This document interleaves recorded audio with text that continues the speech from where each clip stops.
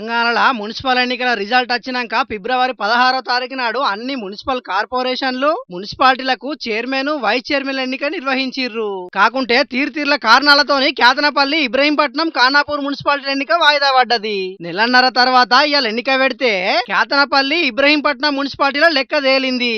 కాకుంటే ఖానాపూర్ మున్సిపాలిటీ ఎన్నిక మాత్రం మళ్ళా వాయిదా పడ్డది. ఇక మంచిర్యాల జిల్లా కేతనపల్లి మున్సిపల్ చైర్పర్సన్ గా బీఆర్ఎస్ కౌన్సిలర్ గొడిసెల సంధ్యారాయణ ఎన్నికైతే సిపిఐ అభ్యర్థి మిట్టపల్లి సరిత వైస్ చైర్పర్సన్ గా ఎన్నికైంది. రాష్ట్రం అంతటా సిపిఐ పార్టీ కాంగ్రెస్ పార్టీ మద్దతుతోని పోటీ చేసింది గాని కేతనపల్లి మున్సిపాలిటీలో మాత్రం బీఆర్ఎస్ పార్టీ సిపిఐ పార్టీ కలిసి పొత్తు పెట్టుకుని పోటీ చేసినాయి. కేతనపల్లి మున్సిపాలిటీలో 22 వార్డులుంటే 10 వార్డులలో బీఆర్ఎస్ పార్టీ 4 వార్డులలో సిపిఐ పార్టీ అభ్యర్థులు గెలిచిర్రు. ఇక కాంగ్రెస్ పార్టీ అభ్యర్థులు 7 స్థానాలలో మాత్రమే గెలిచిర్రు. కాకుంటే అప్పుడు చైర్మన్ వైస్ చైర్మన్ ఎన్నుకునేటప్పుడు గడిబిడేటాలకు ఎన్నిక వాయిదా పడ్డది.